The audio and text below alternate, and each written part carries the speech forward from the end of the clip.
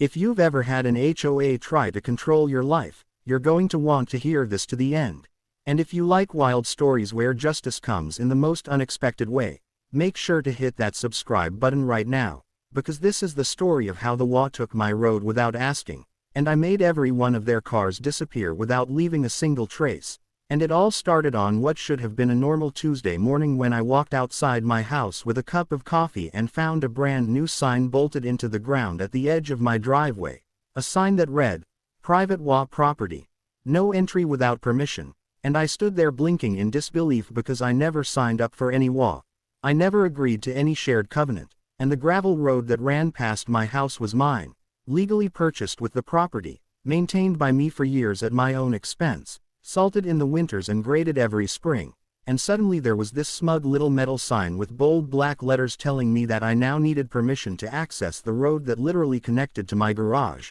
And as I tried to process the absurdity of it, a white SUV rolled up and out stepped a man in a blazer holding a clipboard, introducing himself as Carl, the HOA president, who wasted no time explaining in a condescending tone that the neighborhood had voted to annex my road because they needed easier access for their members, that the paperwork had already been filed, and that from now on I was expected to comply with their rules and pay monthly fees for the privilege of using my own driveway. And I swear in that moment I felt my blood boil so hot I thought the coffee would evaporate in my hand. Because not only had these people stolen what was mine without even consulting me, but now this smug, balding man with his cheap cologne and shiny loafers was telling me I owed him money for it. And when I said this road was mine, deed and title proved it, he smirked and said, "Good luck fighting us in court, we've got the neighborhood majority," and walked off like he had just declared himself king of the block, leaving me standing there stunned, furious, and already plotting.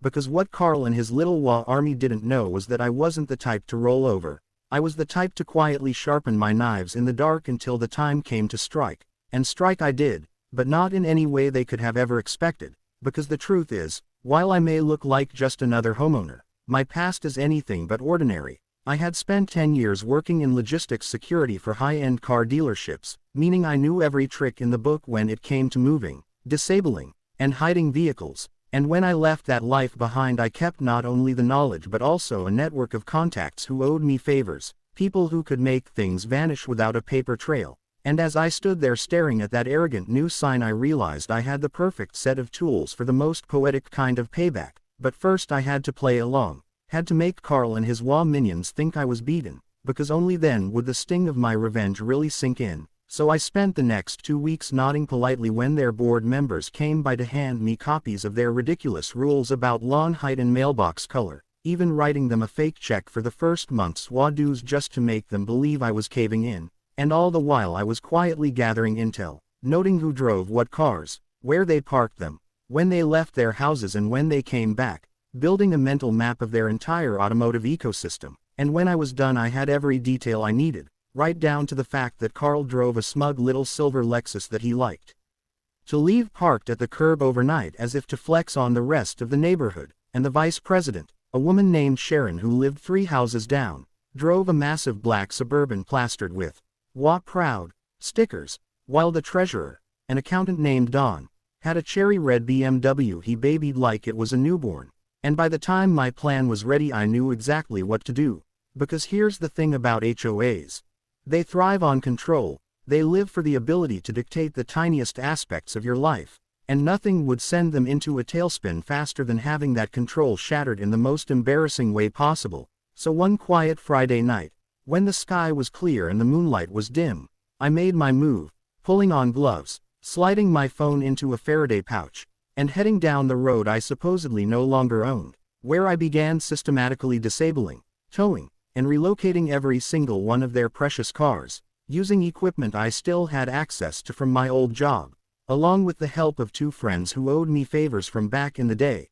And the beauty of it was that we didn't steal anything in the traditional sense. We simply moved the cars, every single one of them, to a private storage facility 3 towns over that I had rented under a shell company, where they sat in neat rows behind a locked gate and cameras only I could access. And by dawn, the entire neighborhood was carless, every driveway empty, every curb barren, and I sat on my porch sipping coffee as the first screams began. watching through my window as Sharon stormed outside in her bathrobe shrieking into her phone, as Don ran up and down the street like a maniac demanding to know who had dared touch his BMW, and finally as Carl, red-faced and sweating, stomped down the middle of the road yelling about calling the police, which of course he did, but when the officers showed up they found nothing. No tire tracks, no signs of forced entry, no broken glass, nothing at all but a neighborhood full of fuming WA members with their arms crossed and their egos bruised. And when Carl tried to tell them it had to be me because of the road dispute,